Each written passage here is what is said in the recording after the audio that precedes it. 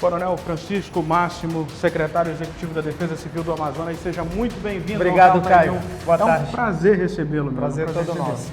Essa poltrona aqui está disponível para o senhor, fique à vontade. A gente vai bater esse papo para falarmos sobre esses eventos que ocorrem nos nossos rios, nas diversas calhas que banham esse nosso gigantesco Amazonas. Obrigado pela sua presença. Eu que agradeço. É uma oportunidade que nós temos de poder trazer informações, esclarecimento para a população. Sempre uma oportunidade. Obrigado a gente que agradece, pelo espaço. Obrigado mesmo. Você, internauta, a gente vai para a vinheta e volta em instantes.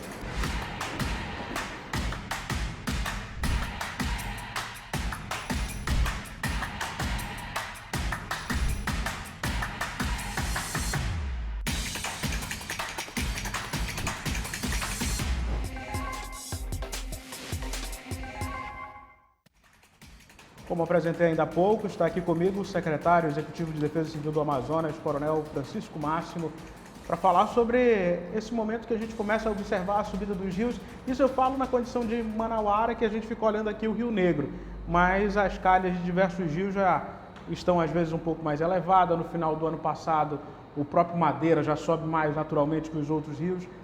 Coronel, qual a expectativa para 2023? O que os dados meteorológicos mostram para a sua secretaria?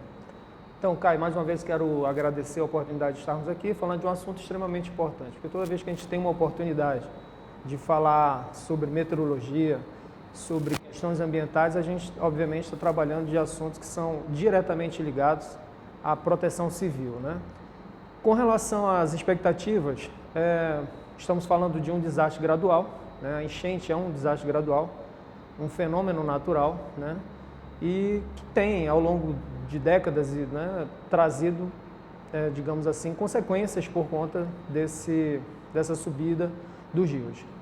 Historicamente, tivemos em 2021 uma das maiores enchentes, né? Tivemos atingido em torno de 57 municípios e ao longo desses 4 anos de governo, nos deparamos com 3 enchentes de moderada a severas, né? Mas para o ano de 2023, a previsão nos mostra que não teremos, pelo menos até então, uma enchente considerada de nível severo ou de grande intensidade. Os números mostram isso, se fizermos inclusive, se trouxermos aqui uma comparação com relação a anos anteriores, né?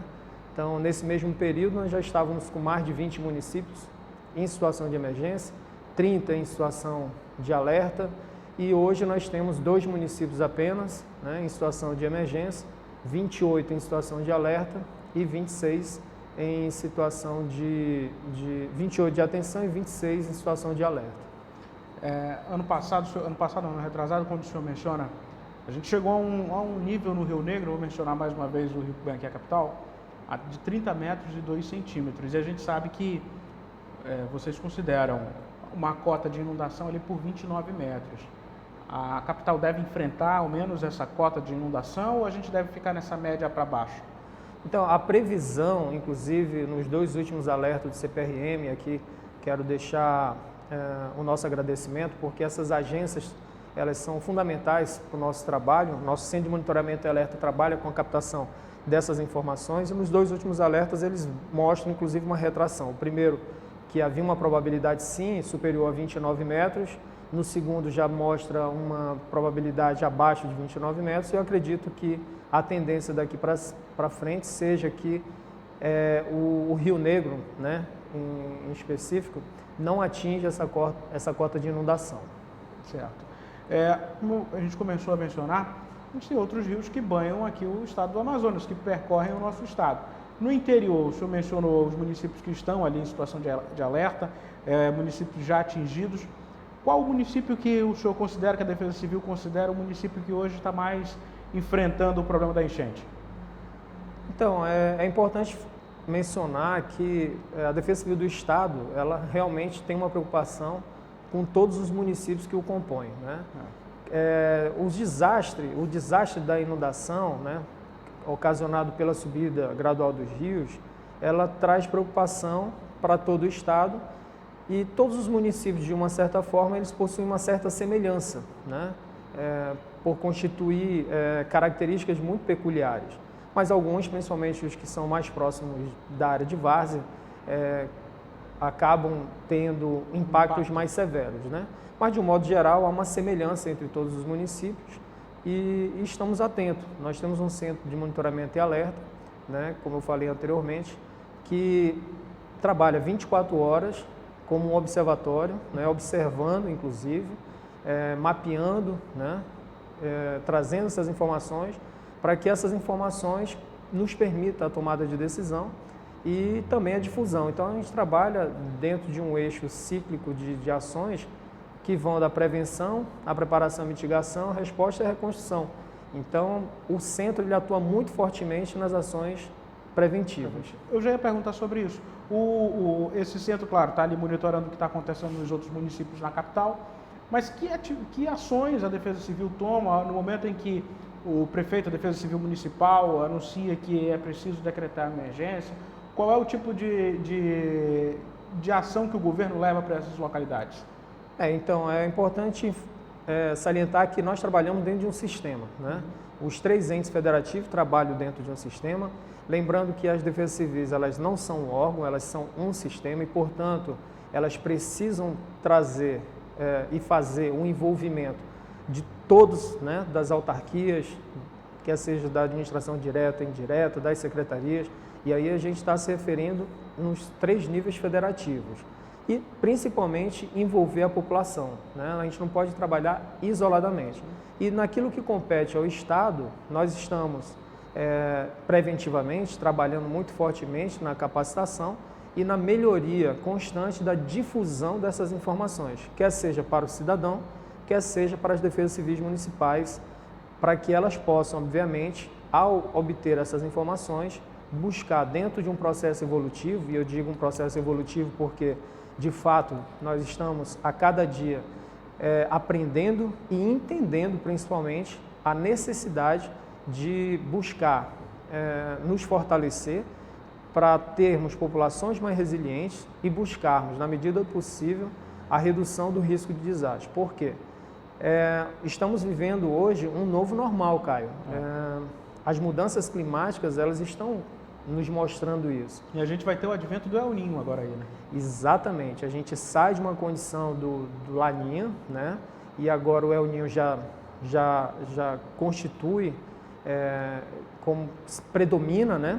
E a tendência é que ele venha a subir a sua predominância. E se isso de fato acontecer, a gente pode ter o que? Uma inversão, né? Períodos em que nós estamos aí, ao longo desses 4 anos, ou nesses últimos 10 anos, sofrendo mais fortemente com a enchente, nós podemos ter uma inversão e passarmos a ter uma enchente menor, mais fraca e termos um desastre de estiagem mais severo. A ONU divulgou semana retrasada um relatório em que dizia: prepare-se para o El Niño, né? Foi a mensagem que a ONU divulgou na última semana.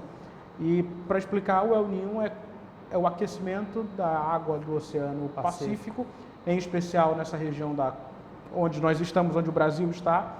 E isso, a ONU também alerta, secretário, para um derretimento das geleiras. A gente está falando de um outro problema que, em médio e longo prazo, a gente vai começar a sentir, em especial no Brasil.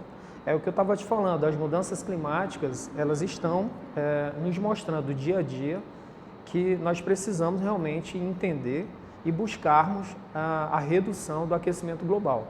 A emissão de gases, o efeito estufa, tem contribuído de forma considerável para que esses desastres aconteçam. A gente precisa realmente reduzir ou pelo menos frear esse aquecimento, e à medida que esse aquecimento ele vai se agravando, ele vai, obviamente, trazendo consequências muito danosas para a população.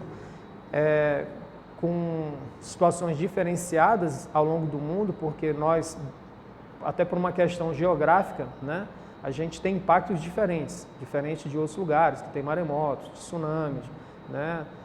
Aqui nós estamos numa região mais privilegiada e isso não acontece, mas isso também não nos tira os enfrentamentos, né?